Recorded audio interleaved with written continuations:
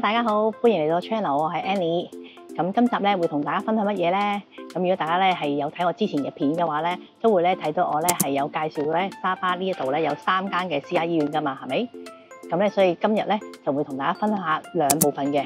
咁分別咧就係第一部分就會係講下俾大家知道我喺沙巴呢度啦，分別咧去過私家醫院同埋咧係政府醫院度睇醫生嘅情況啦。咁第二部分咧就係咧講俾大家聽，我嚟沙巴之前啦，我係買咗啲乜嘢嘅醫療保險啦。咁啊講翻上年啦，咁我上年覺得唔舒服咧嘅情況咧就係即係覺得肌肉痛啊，好攰啊，咁又頭痛啦，咁有啲輕微發燒。咁初咧都以為咧係即係普通嘅初發感冒啊、傷風啦，咁食啲藥咧諗住冇事，咁但係食完藥之後咧都冇特別好到啦。咁加上咧上網咧去 search 翻咧，就發覺呢啲病徵咧都有啲似係登革熱啦。咁所以咧就即係都唔好拖，咁就去咗附近呢一個嘅私家醫院睇啦。咁我係去咗呢個 Gleneagles 嘅，咁就去到 Gleneagles 嘅時候啦，咁就先係即係俾passport 啦去登記啦。咁啊同姑娘講咗我嘅情況，咁姑娘咧就同我係探熱啦，係量血壓同埋抽血嘅，跟住就指示我去邊一個樓層度等睇醫生。大概咧等咗係25分鐘左右啦，唔到半個鐘，咁我就已經可以見醫生，同埋嗰個咧驗血報告都出埋嚟噶啦。我記得咧見嗰個醫生嘅時候咧，佢係女仔嚟嘅，咁雖然佢戴住口罩 mask 睇唔到樣啦，但係咧我仲好記得咧佢係有一把好溫柔嘅聲啦，咁佢好細心咧係詳細同我講解我嘅驗血報告出咗嚟，咁佢係識講呢個華語同埋英文嘅，咁所以喺溝通方面咧我就覺得真係好方便、好舒服，我可以完全將我嘅情況咧話俾佢知。咁佢就係睇到個驗血報告啦，就話唔使擔心，咁就唔係登革熱嚟嘅，不過就真係即係感冒菌係入咗個上呼吸啦，咁所以就會造成呢啲嘅問題，可能係覺得肌肉痛啦，跟住即係周身冇力啊，同埋發燒咁樣嘅。咁跟住佢就話咁你可以其實係冇咩特別事咧，咁就按住每日咧食藥就得噶啦。咁之後咧就開咗5日藥啦俾我。咁跟住咧就落去攞藥同埋俾錢啦。咁我仲記得咧攞藥嘅時候咧，個姑娘有提我，佢話如果你有啲咩嘅係需要啊，或者有咩問題咧，都可以隨時打電話俾佢哋嘅。咁睇醫生嘅費用咧，連埋呢一個抽血咧，同埋5日藥咧，就係馬幣咧625蚊嘅。咁成個過程咧就大概係9個字到咧，咁我已經可以翻屋企啦。咁而最估唔到咧，就係咧喺2日後咧，我居然咧收到醫院嘅電話，原來咧係姑娘咧打話嚟問我食完藥之後咧有冇覺得好啲啊，仲有冇邊度唔舒服？哇！佢哋呢一個舉動咧，實在咧令我好窩心，因為我真係睇咁多次醫生咧，都冇咧係收到咧姑娘咧電話咧係會打嚟問候下你啊，有冇好啲啊咁樣。咁而今年咧係翻嚟沙巴之後啦，大概8、9月度咧，咁我就陪媽咪咧，咁去係政府醫院嗰度係覆診啦。因為我媽咪咧周不時咧都要定期咧去醫院嗰度咧攞藥同埋覆診嘅。咁跟住嗰幾日咧，我又開始喉嚨痛啦，又有啲鼻水咁。咁不如我就話去陪媽咪睇醫生嘅時候，佢都要等醫生嘛。咁不如我就去問埋可唔可以即係睇個急症啊，或者睇個醫生咁樣啦。咁但係我又唔知自己如果唔係本地人嘅話咧，其實可唔可以喺政府醫院度睇醫生喎？咁所以我就去詢問處度問職員啦。咁佢哋就話其實都可以嘅，不過咧個收費就會唔同。咁跟住就叫我去邊一個樓層嗰度咧係去安排我睇醫生啦。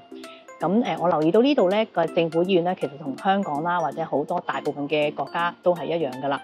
政府醫院入邊咧真係特別好多人嘅，亦都好繁忙。咁你預咗咧睇醫生見醫生嘅時間咧，一定係會長啲耐啲。咁嗰日咧我就好彩啦，咁我就安排咗因為我嘅情況唔係好緊急，咁所以咧就安排咗等。咁我都預咗咧，起碼要等1個鐘頭或者2個鐘頭以上噶啦。咁但係唔緊要啦，咁因為即係嚟到，反正媽咪喺另一邊都等緊係睇醫生抽血咁樣啊嘛。咁我咪照喺度等咯。咁我咧就會先去咗登記先，跟住咧係因為我外國人啊嘛，咁所以咧就要係俾100蚊馬幣嘅。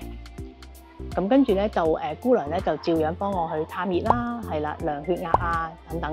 跟住咧我大概係坐喺大堂度等啦。咁因為我嘅即係個嘅緊急情況係偏低啦，即係唔係最緊急嘅。咁所以大概咧等咗係都1個鐘頭鬆啲，係啦。咁就即係比我預期都係快啦。咁都好彩，咁就已經可以見醫生。咁醫生問我都係因為咩事唔舒服啊？有冇去過邊或者食過啲咩啊？咁樣，咁我就同佢講翻啦。咁佢係淨係識講英文同埋馬拉文嘅，因為始終政府醫院啊嘛。咁我就同佢用英文溝通啦，咁話俾佢聽我邊度唔舒服啊，咁跟住佢就開咗藥俾我啦。咁同埋佢都有問我仲有冇覺得即係邊度唔舒服？咁我就醒起其實我個頸嗰度咧，即係都有啲係濕疹嘅。咁佢都好好啦，幫我睇埋嘅時候咧，都會開埋藥膏俾我搽埋。咁所以對我嚟講啦，即係其實政府醫院又好，私家醫院又好咧，我都覺得馬來西亞嘅醫療服務咧都真係好好。咁而政府醫院啦，咁因為我外國人身份，咁所以咧就要收呢個嘅馬幣100蚊。咁但係以我所知咧，如果本地人嘅話咧，咁咧就係好幸福㗎，因為咧政府咧係津貼咗好多醫療方面嘅費用啦。咁如果本地人嘅話咧，我知道咧係去政府醫院睇醫生咧，大概咧都係俾1蚊或者5蚊到嘅啫。如果係65歲以上嘅長者嘅話咧，好似我媽媽呢啲咁咧，去睇門診咧更加係免費添。哇！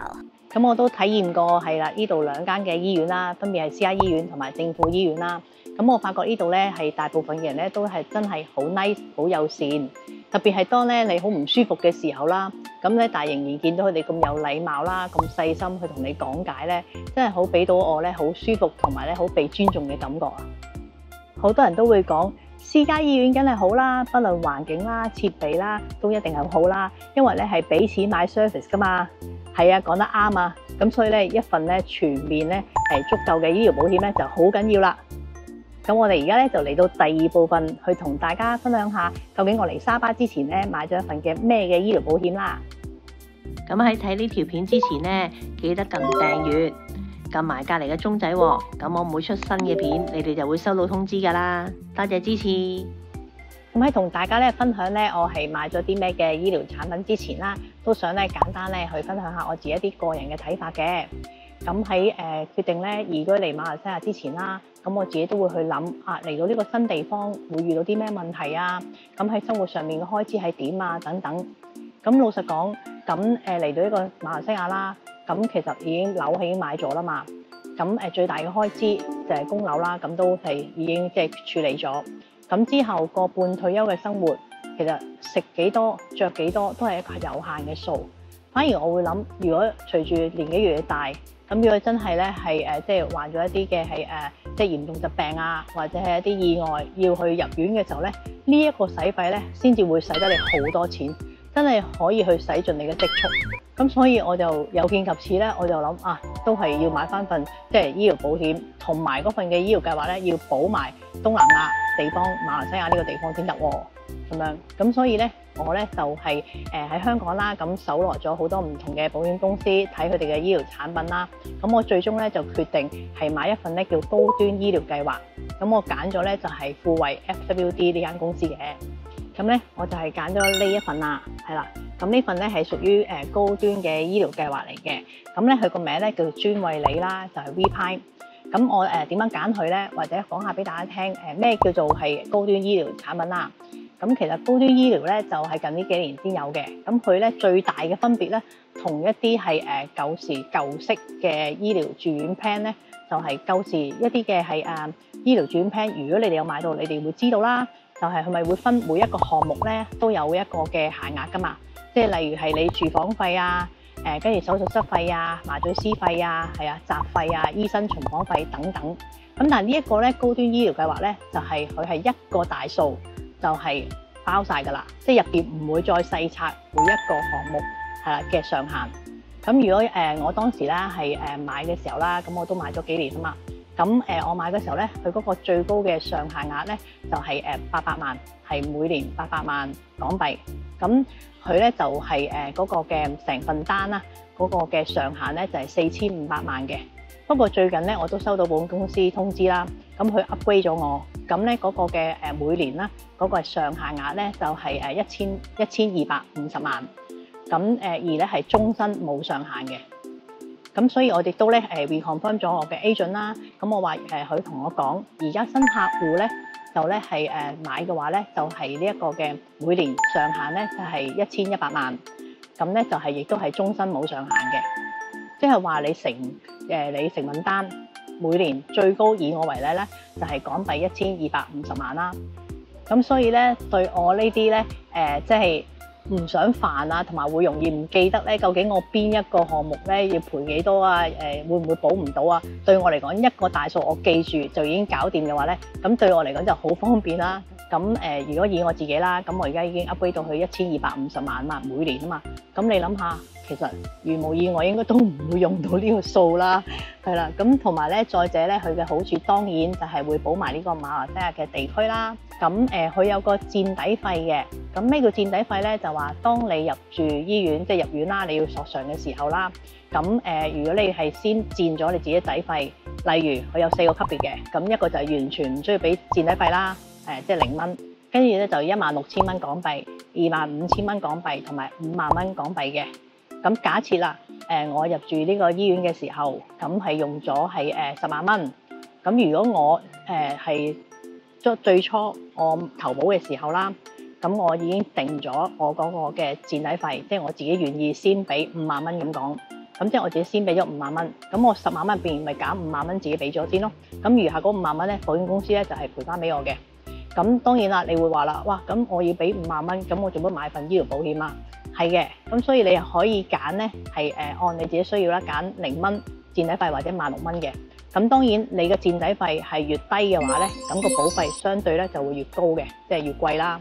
咁所以我咧就自己咧就攞個中間數，我自己就係揀呢一個嘅係25,000蚊嘅墊底費。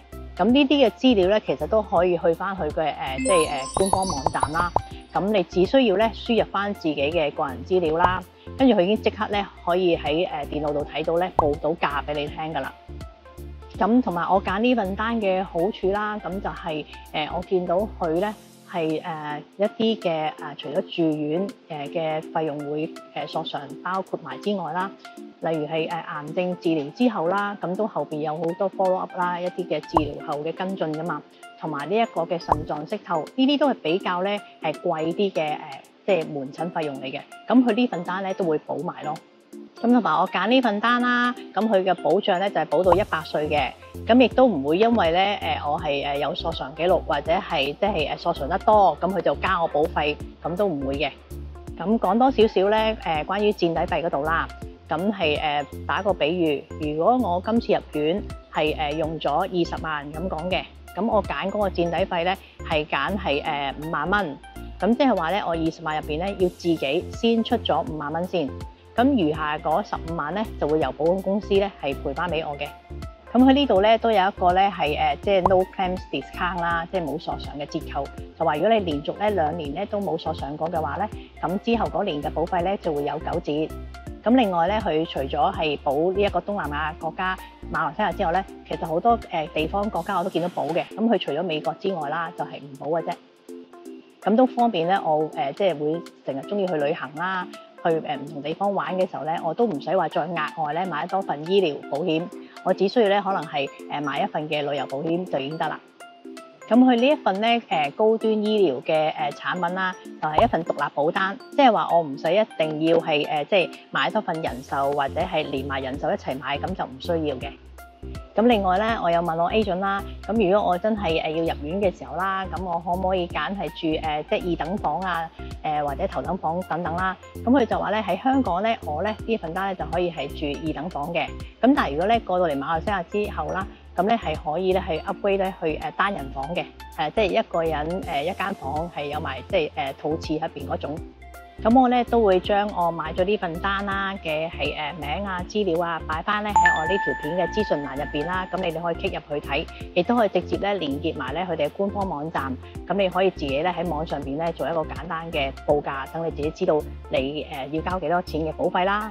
咁當然，如果你哋話想進一步係了解多啲嘅話咧，咁你都可以留言係啦，話我知，咁我會聯絡我嘅 agent 啦，去咧由佢哋專業人士咧去為大家咧去解答你哋嘅疑問嘅，咁啊更加適合啦。咁嚟緊咧，我都會考慮咧，可能喺馬來西亞度咧了解有冇一啲嘅保險產品啦。咁如果係咧了解咗覺得好嘅話咧，都會咧同大家分享嘅。咁好啦，咁今集咧嚟到呢度咧就差唔多啦。咁都希望咧我同大家咧係分享我係買咗嘅乜嘢嘅醫療產品啦。咁嚟咗馬來西亞度睇醫生嗰個嘅體驗係點啊？都希望可以咧幫到大家。咁如果大家咧對馬來西亞啦、沙巴咧有任何嘅疑問啦，都歡迎你留言係啦問我嘅，我都會盡量解答大家㗎。咁我喺度咧都祝大家咧係呢一個身體啦、心靈啦同埋全人咧都係咁健康快樂，係咧活得自在。咁好啦，咁睇下一次我哋去邊度，或者係介紹啲咩俾大家啦。咁我哋下次見，拜拜。